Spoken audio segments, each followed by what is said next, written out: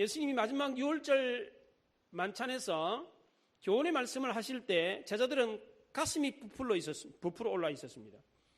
예수님이 예루살렘 성에 입성하시면 왕이 되실 테고, 그럼 우리는 예수님 오른편 왼편에 한 자리 한다, 이런 세상적인 욕심으로 가득 차 있었습니다. 그런데 막연한 기대감을 가지고 들떠있던 제자들이 갑자기 당황하고 근심하기 시작했습니다. 왜냐하면 예수님이 가룟 유다의 배반을 예언하셨기 때문입니다. 예수님 자신도 어딘가로 떠나신다고 말씀하셨기 때문입니다. 베드로마저 예수님을 부인할 거라고 말씀하셨기 때문입니다. 제자들은 지금까지 가족도 친구도 이웃도 생업도 다 포기하고 예수님만 따라왔는데, 여기까지 왔는데 예수님이 떠나시겠다고 하니까 얼마나 황당했겠습니까? 그렇게 3년 반 동안 동고동락했던 제자들이 뿔뿔이 흩어져 가지고 서로 배신하고 뿔뿔이 흩어진다는 이 사실을 들었을 때에 얼마나 충격을 받았겠습니까? 6월절 만찬의 기쁜 그 잔치에 예수님은 찬물을 끼얹었습니다. 아무것도 모르고 즐겁게 웃고 있는데 뺨 맞은 격이에요. 하하하 웃고 있다가 뺨 맞은 격이에요. 입안에 씹고 있던 구리빵, 그 보리빵이 돌덩어리가 돼버렸어요. 달콤한 포도주가 쓰디신 술이 돼버렸습니다. 화기애애하던 만찬 분위기가 갑자기 긴장되고 긴박한 분위기로 돌변했습니다. 이때 예수님이 하신 말씀은 사뭇 진지했습니다. 웃어 넘길 말이 아니었어요. 뭔가 심상치 않다는 것을 깨닫고 제자들은 근심하고 걱정하기 시작했습니다. 그런데 그 근심과 걱정이 이내 걷잡을 수 없는 불안과 공포로 변해버렸습니다. 예수님은 제자들에게 이런 얘기를 하면 제자들이 두려워 떨 거다, 근심하게 될 거다라는 사실을 알고 계셨습니다. 근데도 왜 그 좋은 분위기에, 그 먹고 마시면서 그 즐겁게 이야기하는 그 즐거운 분위기 속에서 왜 그런 얘기를 하십니까? 분위기 안 맞게. 왜 하셨어요, 그 얘기를? 제자들에게 어두운 그림자를 미리 예고함으로써 제자들이 사전에 마음의 준비를 하도록 하기 위함이었습니다. 그렇다면 제자들이 왜 근심하고 두려워 떨었습니까? 첫째는 무지했기 때문입니다.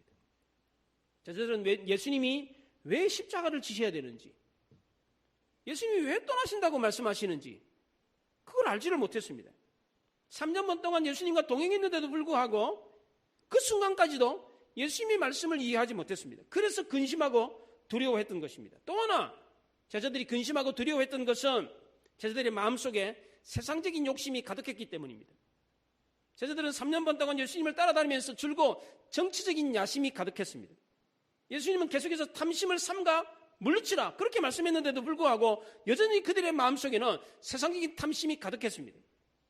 예수님이 십자가를 지고 어디론가 떠나신다라고 말씀하니까 그러면 자기네들은 뭐예요? 닭 쫓던 개된 꼴 아니에요?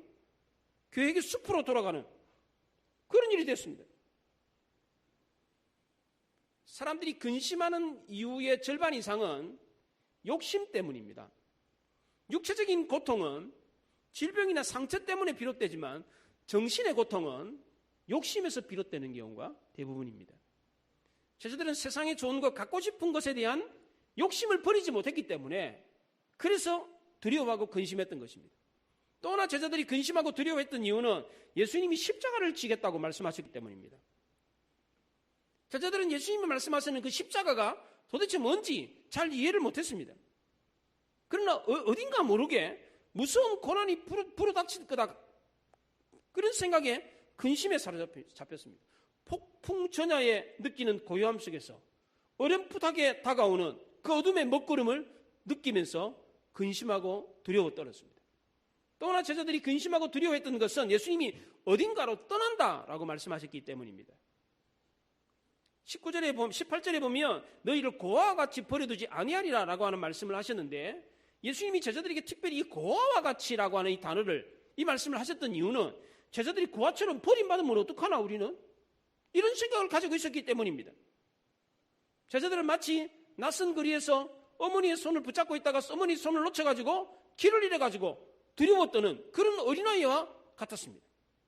이런 때 당장 필요한 것이 무엇입니까? 엄마를 잃어가지고, 주인을 잃어가지고 두려워 떨고 있는 그 사람에게 당장 필요한 것이 무엇입니까? 안심하는 겁니다. 위로를 주는 것입니다. 이걸 다 알고 계신 예수님이 이 제자들을 어떻게 위로하십니까? 1절에 하나님을 믿으니 또 나를 믿으라 그랬습니다. 11절에서는 내가 아버지 안에 거하고 아버지가 내 안에 계심을 믿으라. 그렇지 못하겠거든 행하는 그 일로 말미암아 나를 믿으라. 그렇게 말했습니다. 믿으라는 말을 1절과 11절에서 3번이나 하셨어요. 왜 계속해서 연급포 믿어라 믿어라 믿으라는 얘기를 하십니까? 이 믿음이 근심을 해결할 수 있는 유일한 해결책이기 때문에 그렇습니다. 예수님은 이 근심이라고 하는 질병의 치료약은 믿음밖에 없다라는 것을 알고 계셨습니다. 소원 성취가 근심의 문제를 해결해 줄 수 있습니까? 돈 버는 것이 소원인 사람이 돈을 벌면 근심이 사라집니까? 그렇지 않습니다. 또 다른 근심이 생깁니다. 이 많은 돈 누가 훔쳐가면 어떡하지? 어떻게 이 돈을 더 불릴까? 이런 근심이 생깁니다. 출세가 소원인 사람, 출세를 이루면 근심이 사라집니까? 그렇지 않습니다. 남이 내 자리를 빼앗아가면 어떡하지? 이런 또 다른 근심으로 바뀝니다.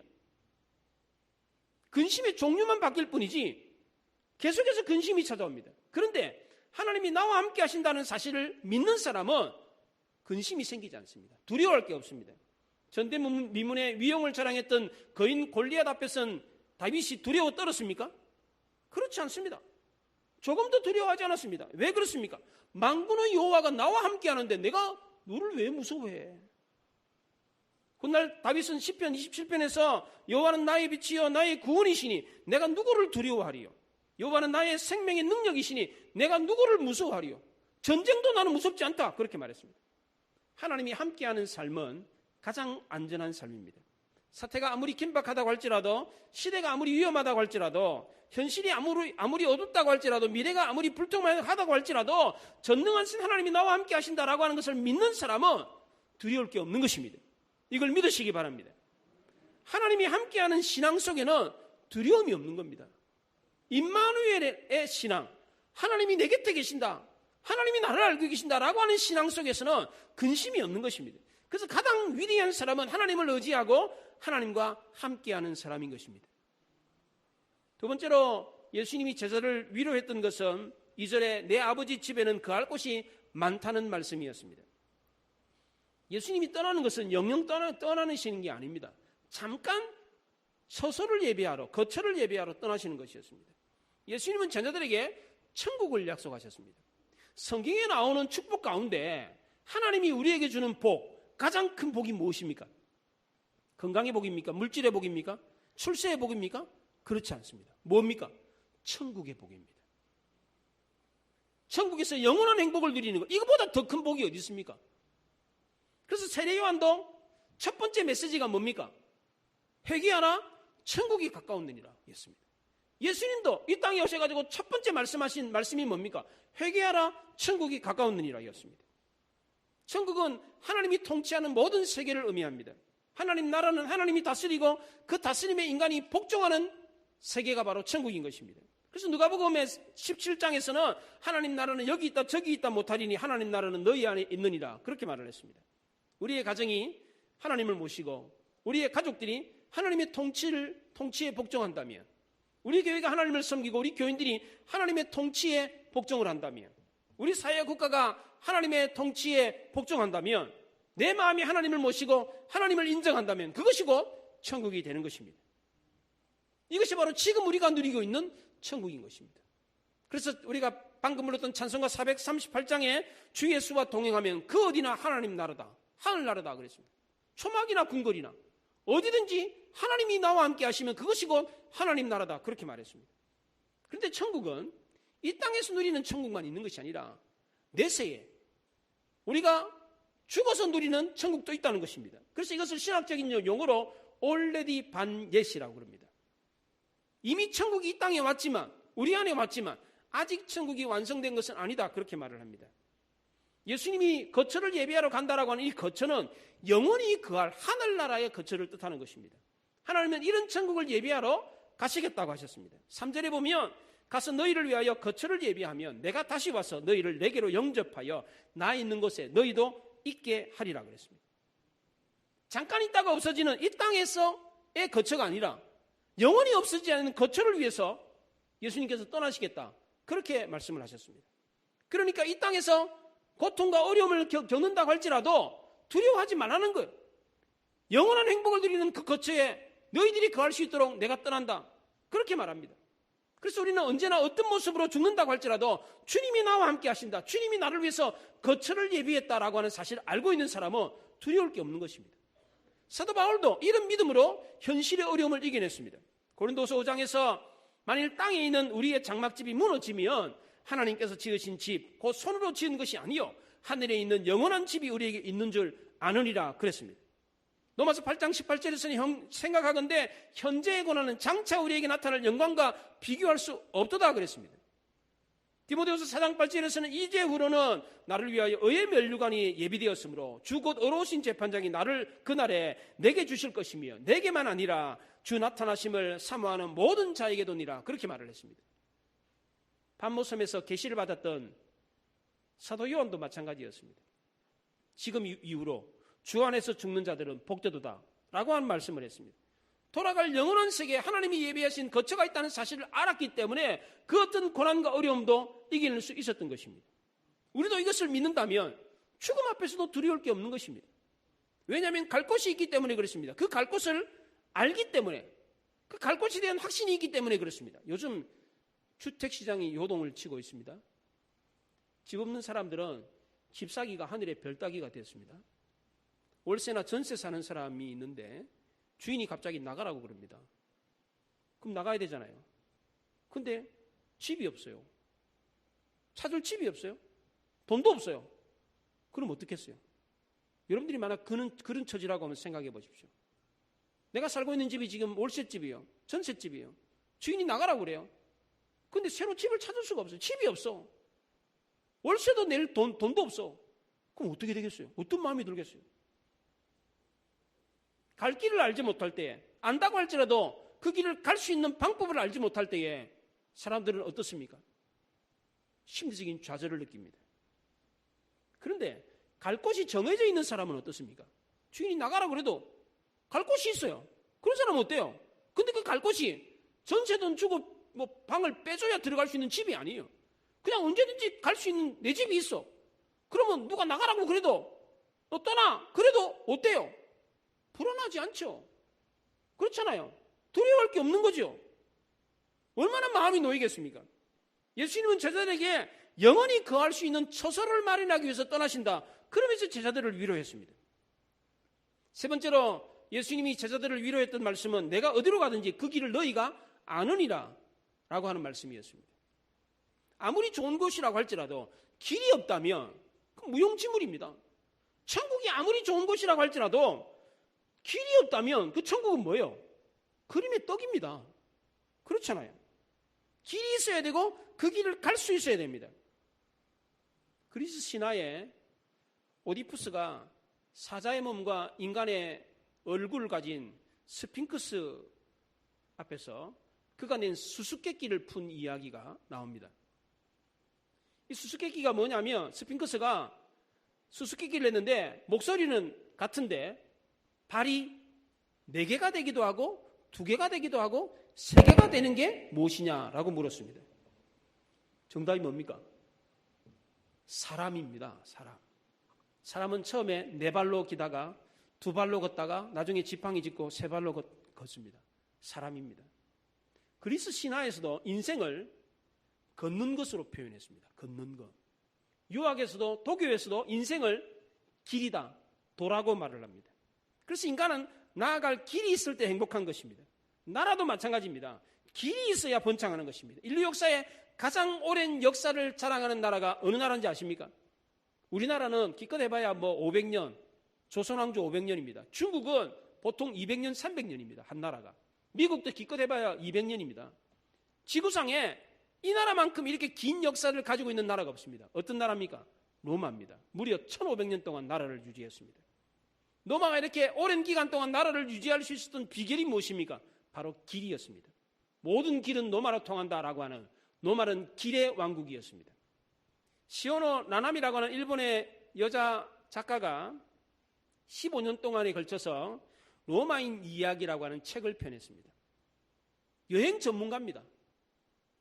그런 사람이 쓴 책인데 학자들이 인용할 정도로 그렇게 권위 있는 책이 됐습니다. 시오노 나나미는 이 책에서 두 가지를 이야기합니다.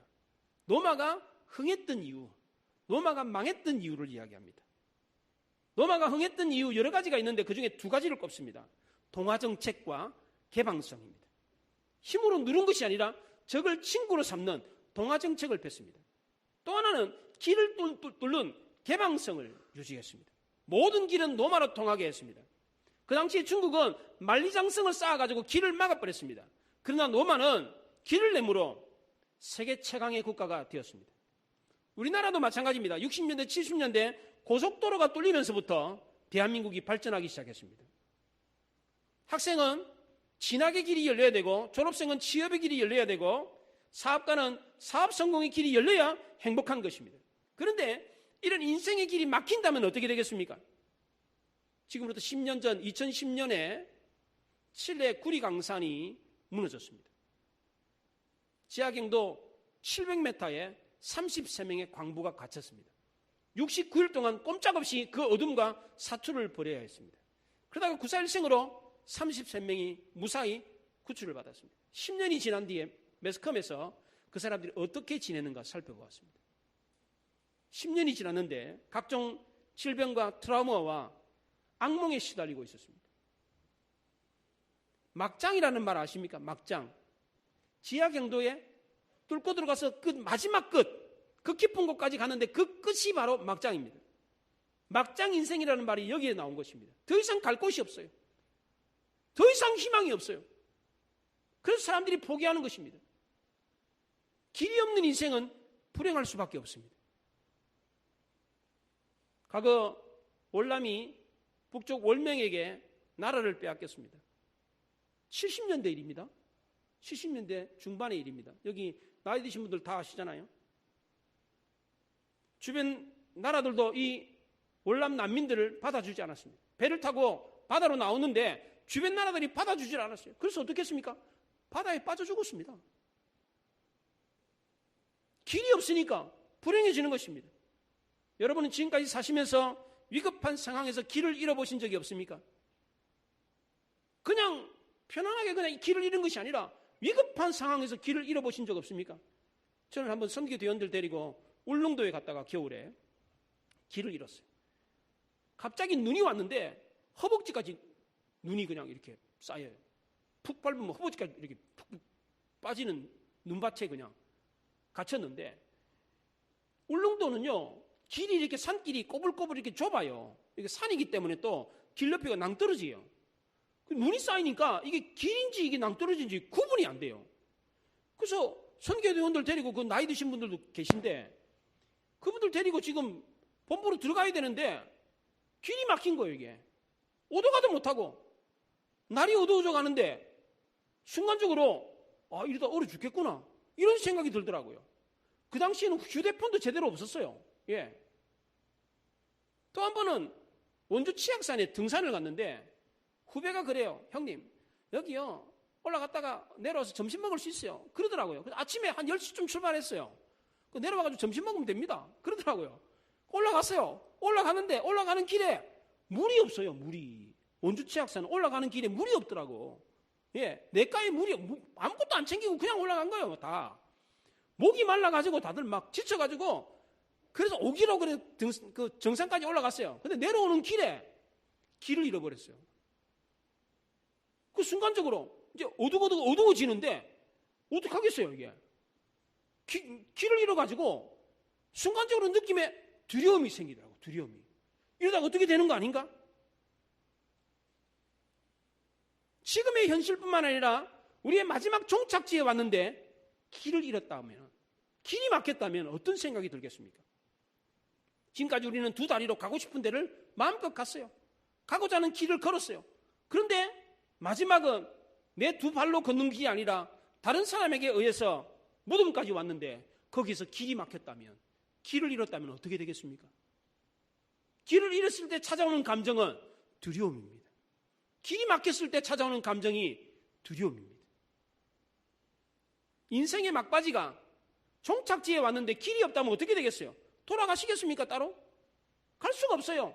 인생은 길이라고 그랬습니다. 따라서 인생의 길이 열려야 행복한 것입니다. 우리가 가야 할 길은 이 땅에서만 있는 것이 아닙니다. 죽어서도 가야 할 길이 있습니다. 그 길은 영혼으로 이어져 있습니다. 우리는 하나님께로부터 왔기 때문에 하나님께로 돌아가야 됩니다. 영원한 그 길, 하나님께로 가는 그 길이 열려 있습니다. 그 길로 가야 돼요. 그 길이 무엇입니까? 영혼이 막히지 않고 영혼이 뚫려 있는 그 길이 무엇입니까? 바로 예수 그리스도입니다.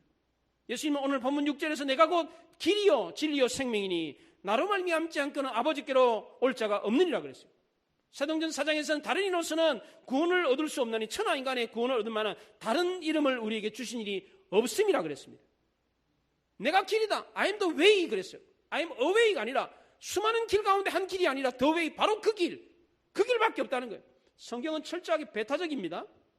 진리는 원래 배타성을 가지고 있습니다. 이것도 진리, 저것도 진리, 이것도 맞고 저것도 맞는데 이것도 맞다 그러면 그건 맞는 게 아니에요. 진리는 원래 모순율이 적용되는 거예요. 다른 건 다 틀리고 이것만 맞아야지 그게 진리가 되는 겁니다. 성경은 철저하게 다른 곳에는 길이 없다, 다른 곳에는 진리가 없다, 이것만이 진리다 그렇게 말합니다. 그러니까 그게 진짜 진리인 거예요. 이것도 맞고 저것도 맞는 거는 그 중에 하나 맞다 그러면 그건 맞는 게 아니에요. 그거는. 성경은 진리를 말하고 있는 책입니다. 그리고 그 진리는 하나밖에 없다고 합니다. 유대 베들레헴에 가면 성탄교회라고 하는 것이 있습니다. 이 교회는 길이 하나밖에 없어요. 들어가는 길도 하나, 나오는 길도 하나예요.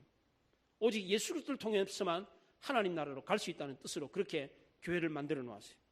시편 84편에 시온의 대로가 있는 자는 복이 있다고 그랬습니다.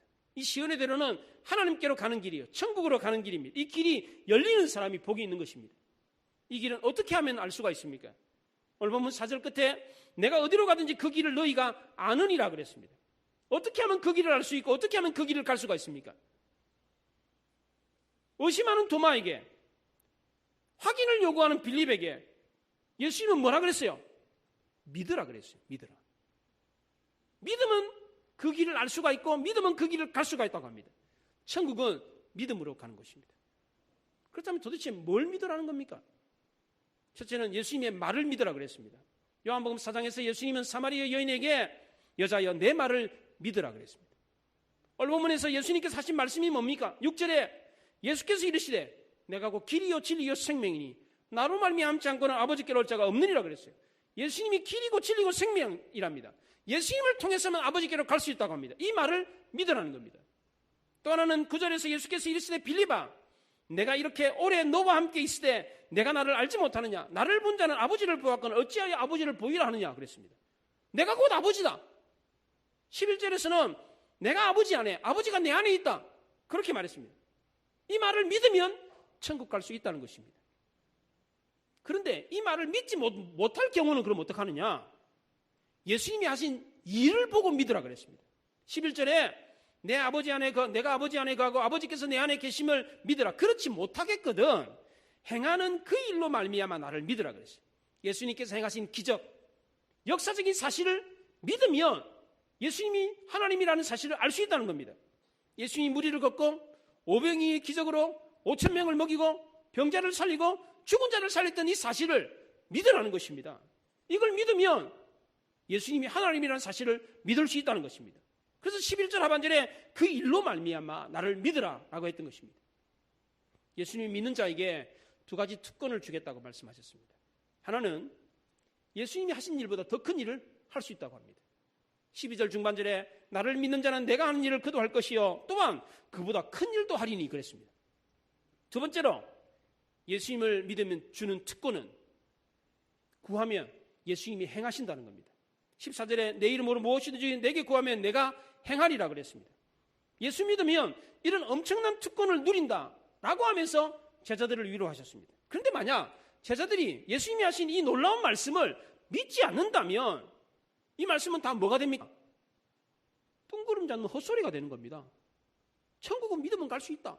내가 하나님이다. 이거 믿어라. 그러는데 이 말씀을 믿지 않는다면 헛소리인 거예요, 그게. 요즘 우리 사회는 이 놀라운 하나님의 말씀을 뜬구름 잡는 헛소리로 여기는 경향들이 있습니다. 종교를 마치 미신처럼 여기는 경향이 있어요. 교회 다닌다 그러면 미신 믿는 줄 알아요. 세상 사람들이 그렇습니다. 교회 다닌다, 예수 믿는다 그러면 미신 믿는 것처럼 생각을 해요. 그래서 아예 종교에 관심이 없는 사람들이 많습니다.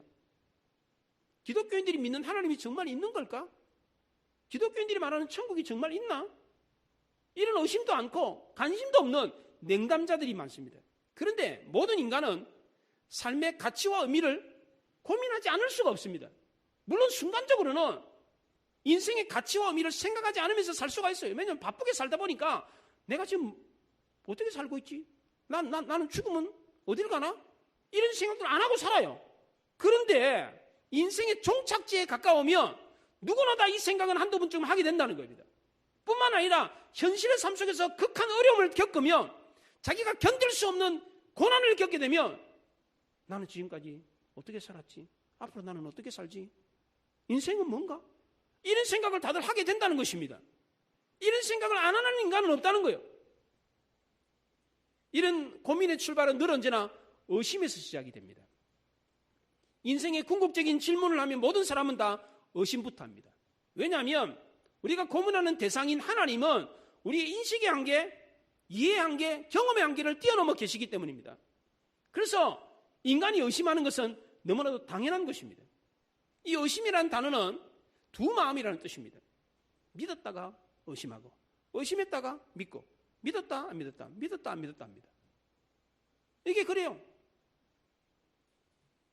엔도 슈샤쿠의 침묵이라고 하는 책에, 오늘 제가 소개했던 이 침묵이라고 하는 책에 기치지로라고 하는 인물이 나옵니다. 일본 사람인데 이 사람이 선교사에 의해서 바다에서 구출이 돼가지고 하나님을 믿습니다. 기독교인으로 개종을 했는데 나중에 핍박을 받고 일본 정부에서 기독교인들을 핍박을 하니까 너 예수 믿으면 죽인다, 하나님 믿으면 죽인다, 그러니까 안 믿을게요, 도망가요. 그리고 또 믿다가 또 잡히면 죽인다 그러면 안 믿을게요, 그리고 도망가요. 믿었다 안 믿었다, 믿었다 안 믿었다 하는 기치지로라고 하는 사람이 있습니다. 그 얘기를 하고 있는데 이 얘기는, 이 책은 신화를 바탕으로 쓰여진 책입니다. 1609년에 포르투갈의 페레이라라고 하는 신부가 일본에 선교하러 왔습니다. 1633년에 붙잡혀가지고 심한 고문을 당하고 배교를 합니다. 일본에서는 이 기독교인들을 고문하면서 어떻게 고문했냐면 사람을 거꾸로 매달아 놓습니다. 그리고 머리가 오물 구덩이에 들어가도록 매달아 놔요. 사람을 이렇게 거꾸로 매달아 놓으면 사람이 죽습니다. 그래서 죽지 않도록 귀에다가 상처를 냅니다. 그래서 피가 조금씩 흐르도록. 그렇게 하면 매달려 있어도 금방 죽질 않아요. 죽질 않고 그 오물 구덩이에 그 더러운 냄새, 그 고약한 냄새를 맡으면서 그렇게 매달려 있어야 돼요. 페레이라 신부는 5시간을 견디지 못하고 나무아미타불을 외쳤어요. 나무아미타불을 외치면 배교로 생각을 해가지고 살려주거든요. 그래가지고 5시간도 견디지 못하고 나무아미타불을 외치고 이 사람이 일본 여자와 결혼을 해가지고 아이를 놓고 살았어요. 이 사실을 본국 포르투갈 선교본부에서 알고 이 페레이라 신부의 제자가 우리 스승님은 절대 그런 분이 아니다, 그럴 리가 없다, 확인해 봐야 되겠다. 그리고는 다른 신부와 함께 일본을 방문했습니다. 근데 이 사람도 붙잡혀가지고 심한 고문을 당했어요. 마찬가지로 거꾸로 매달리는 고문을 당했는데 끝까지 배교를 하지 않았어요. 나는 하나님을 부인할 수가 없다. 완강하게 거부하니까 페레이라 신부가 이 로드리고라고 하는 제자를 찾아왔어요. 그러지 마라. 우리가 믿는 하나님은 밟히기 위해서 이 땅에 왔으니까 밟아라. 후미에라고 하는 그 동상, 예수님의 성화가 그려져 있는 구리 동판이 있어요. 그 동판을 밟으면 살려줬어요. 그 동판을 하도 많이 밟아가지고 일본의 그 고고학 박물관에 그 후미에가 있어요. 후미에라고 성화가 그려진 동판이, 그걸 밟으면 살려주는 거예요. 근데 그 동판을 얼마나 많이 밟았는지 그 성화가 달았어. 그리고 얼마나 세게 밟았는지 이 움푹 이렇게 휘어졌어요. 휘어진 그 후미에라고 하는 그 성화가 그려진 구리 동판이 있어요. 그 동판을 결국 로드리고라고 하는 제자도 버티지 못해가지고 그냥 밟고 배교를 합니다. 이게 이 책의 내용입니다. 도저히 참을 수 없는 고난 가운데 있을 때 하나님은 침묵하세요. 견딜 수 없는 고난을 겪는데 하나님이 침묵하면 우리는 그럼 어떻게 해야 돼요? 도저히 감당이 안 될 정도로 강한 권력과 일상과 환경이 우리를 억압할 때에 우리는 어떻게 해야 됩니까? 우리가 믿고 사모하고 동경하는 신성하고 거룩하고 아름다운 것을 버려야 됩니까? 우리는 이 소중한 것을 간직하고 믿고 지키고 싶은데 그럴 수 없는 연약한 인간이라는 것입니다. 그러니까 배교해도 좋다, 배교해도 괜찮다라고 하는 뉘앙스를 담고 있는 책입니다. 일본 사람들의 특징이 그렇습니다. 외국에서 들어오는 문화나 기술이나 문자는 그대로 쓰지 않고 바꾸어 썼습니다. 한자도 그렇잖아요. 한자가 돌았는데 자기네들 원하는 모양으로 간체자로 이렇게 간략하게 바꿨습니다. 문화도 마찬가지고 다른 기술들도 마찬가지. 체리 피킹이라고 하는 말이 있습니다. 체리만 좋아해가지고 골라 먹는다라고 하는 뜻에서 나온 말인데, 이 말은 자기가 원하는 대로 자기 생각대로 취한다는 뜻입니다. 하나님도 자기가 원하는 방식으로 자기 생각대로 하나님을 믿는 것입니다. 성경도 내 생각대로 성경을 해석하는 것입니다. 신학도 그렇습니다. 일본의 유명한 신학자 우치무라 간조는 하나님은 어디나 계시기 때문에 교회 갈 필요 없다, 무교회주의를 주장했습니다. 침묵이라고 하는 책을 썼던 엔도 수사쿠도 이 책에서 하나님은 이 땅에 밟히기 위해서 오셨기 때문에 밟아도 괜찮다, 배교해도 괜찮다 라고 하는 이야기를 하고 있습니다. 이 책이 베스트셀러입니다. 일본 사람들이, 많은 사람들이 읽었습니다. 한국에도요, 이게 상당한 베스트셀러가 돼가지고요, 많은 사람들이 읽은 책입니다. 이 사람이 노벨 문학상 후보자입니다. 아주 좋은 책을 썼습니다. 세계 많은 사람들이 이 책을 읽었는데, 이 책을 잘못 읽으면 하나님은 죄를 용서하니까 죄 지어도 된다 라고 하는 식으로 말하고 있는 것입니다. 그래서 일본 초기의 선교가 어떻게 됐습니까? 실패했습니다. 세계 선교사들이 일본에 그렇게 많이 들어갔습니다. 그런데 선교사들마다 선교가 안 돼요, 일본이. 지금 일본 교회가 어떻습니까?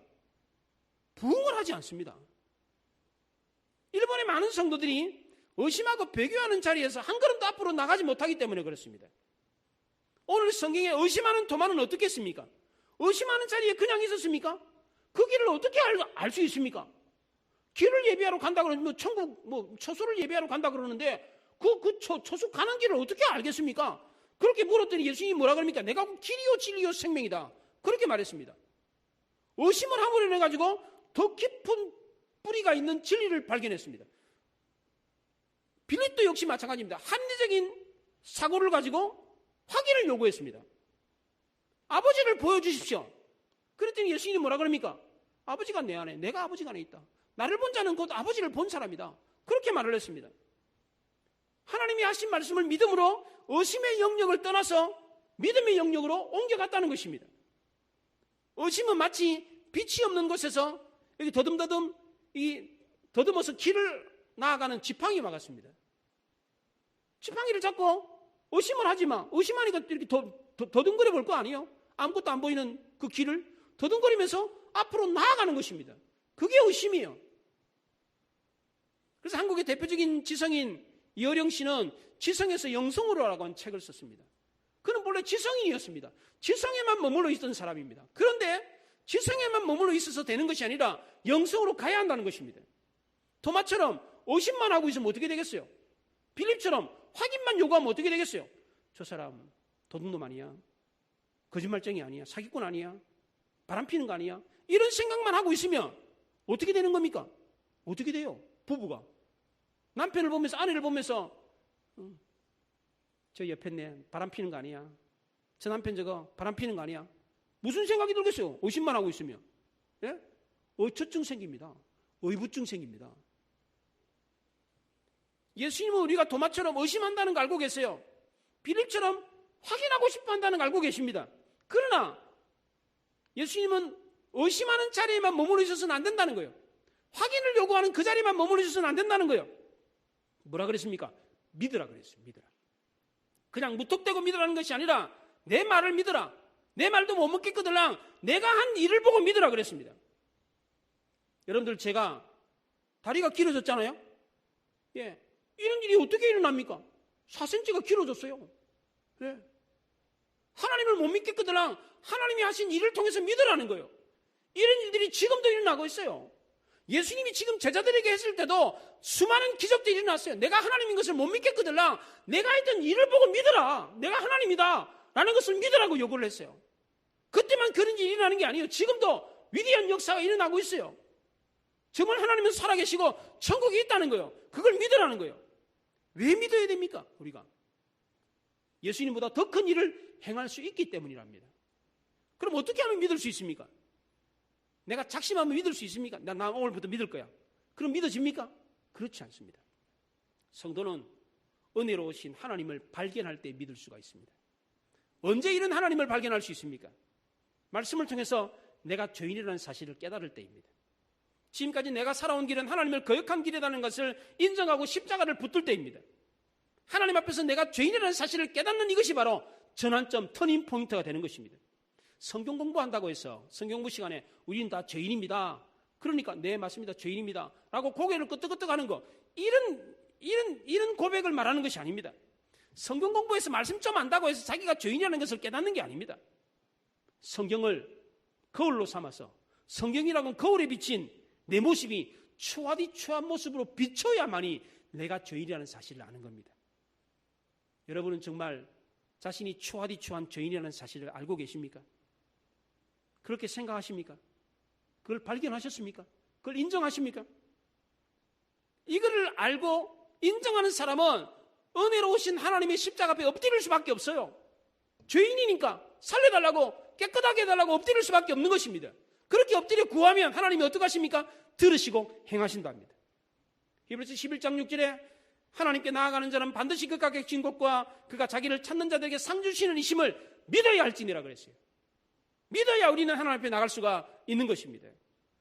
우리는 자신이 죄인이라는 사실을 깨닫고 의심의 영역을 넘어서 믿음의 영역으로 나아가야 됩니다. 내가 믿는 하나님이 아니라, 내가 만든 하나님이 아니라, 내가 이해한 하나님이 아니라 성경에서 말하는 하나님, 하나님이 말씀하시는 그 하나님을 믿어야 하는 것입니다. 이 하나님을 믿으면 하나님은 우리를 통해서 자신이 한 일보다 더 크고 놀라운 일을 하시겠다고 합니다. 여러분에게 이런 믿음이 생겨서 여러분 이렇게 믿음으로 여러분을 통해서 놀라운 일들이 나타날 수 있기를 바랍니다. 기도하겠습니다.